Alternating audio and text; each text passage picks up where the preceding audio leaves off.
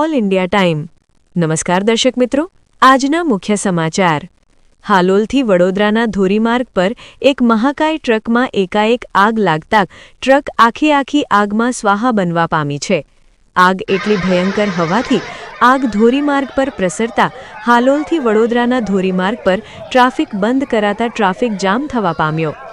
Jarod police station હદ વિસ્તારમાં આવતા ધોરીમાર્ગ પરના ખંડેવાડા ગામ પાસે ઘટના સ્થળે જરોદ પોલીસ સ્ટેશનના પીઆઈ જેયુ ગોહિલ સહિતનો ચુનંદા સ્ટાફ પહોંચી જતા નજીકના ફાયર ફાઇટરો સ્થળ પર પહોંચીને આગને કાબૂમાં લેવાના પ્રયાસો હાથ ધરાયા।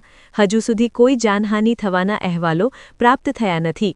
હાલ યુદ્ધના ધોરણે આગ કાબૂમાં લેવાના પ્રયાસો હાથ ધરાઈ રહ્યા છે। રિપોર્ટ કિશન રોહેડા વાઘોડિયા।